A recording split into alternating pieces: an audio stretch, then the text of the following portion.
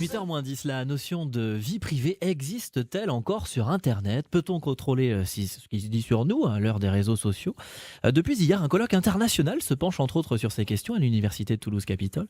Christophe Alcantara, enseignant en sciences de l'information et de la communication à Toulouse 1, Capitole, et organisateur de ce colloque, il est l'invité de France Bleu Toulouse Matin. Jean-Marc Pérez. Bonjour Christophe Alcantara. Bonjour. Une petite définition peut-être pour commencer. Qu'est-ce que c'est que l'irréputation ? Alors, l'irréputation, comme vous pouvez l'entendre, on met un préfixe « i » devant le mot réputation. C'est un I ou c'est un E? Alors, normalement, nos amis canadiens, depuis 24 heures, nous donnent des leçons de français et disent le « e ». Donc, la e-réputation ou la i-réputation, fondamentalement, on pourrait dire que ce sont les contributions, la partie émergée de l'iceberg, ce sont les contributions que les uns et les autres pouvons mettre sur des réseaux sociaux pour parler d'un sujet. Et moi, en tant que chercheur, je dis que ça va beaucoup plus loin que ça. C'est aussi les traces numériques liées à nos pratiques, que ce soit à travers les applications smartphone ou que ce soit à travers notre pratique d'Internet. Donc, il y a toute une partie immergée qui fait qu'au fond, aujourd'hui, l'irréputation, elle est souvent convoquée à l'insu de votre plein gré, comme dirait l'autre. Alors avec l'apparition et l'explosion des réseaux sociaux, les forums, Facebook, Twitter, pour ne citer que, cette irréputation, on la met en jeu tous les jours quelque part ? Vous la mettez en jeu absolument tous les jours. Alors, que vous soyez un particulier ou que vous soyez une entreprise, aujourd'hui, on peut dire que vous disposez, si je suis dans une logique gestionnaire, vous disposez de ce qu'on appelle un capital symbolique, une image. Et aujourd'hui, votre e-réputation doit servir votre image ou ne doit pas affecter votre image. Donc, ça peut être appréhendé à la fois comme une menace, mais ça peut être également appréhendé comme une opportunité. Cette réputation, on se la fabrique soi-même puisque ce sont des contributions volontaires la plupart du temps du moins. Tout à fait. Alors, vous pouvez vous la fabriquer vous-même, ou du moins vous pouvez créer une dynamique de réseau qui participe à donner une image flatteuse éventuellement de vous. Mais aujourd'hui, l'enjeu, le véritable enjeu, il est dans la chaîne de valeur, dans la richesse que représente la collecte des données personnelles. Et aujourd'hui, des grandes entreprises de type Google sont particulièrement intrusives dans le fait de se créer la plus grande base comportementale de données humaines. Alors on passe de plus en plus de temps sur Internet, les sites marchands, les réseaux sociaux professionnels, personnels.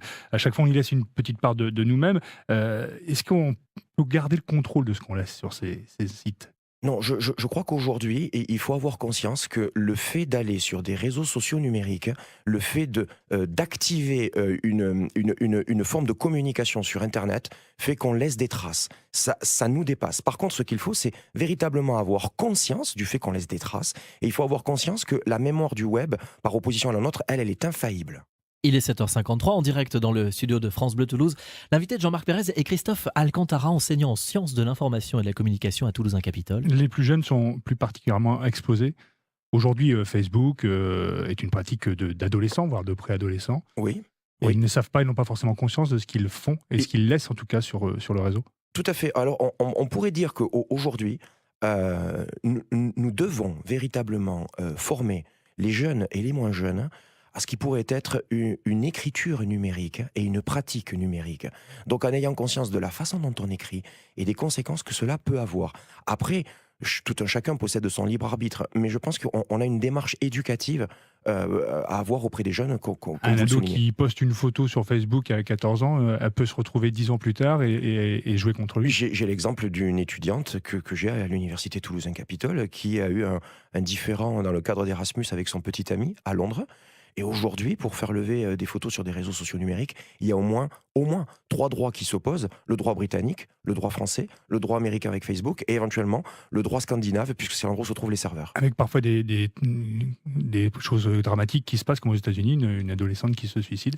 C'est l'ultime risque qui existe. C'est l'ultime risque, mais on pourrait également mettre en avant de véritables opportunités et de la création de valeur et de valeur ajoutée pour des entreprises aussi. Hein. Comment lutter contre ça ? C'est de l'éducation d'abord, le droit aussi peut-être, des lois ? Oui, alors le droit, on convoque souvent le droit à l'oubli, mais dans la réalité, le droit à l'oubli en France me fait doucement sourire. La réalité du droit à l'oubli relève au fond de la sphère européenne et un projet de règlement est en cours et j'espère qu'il aura le caractère coercitif que l'on peut raisonnablement attendre. Merci Christophe Alcantara. Le colloque international se poursuit aujourd'hui à Toulouse 1 Capitole. Bonne journée. Merci.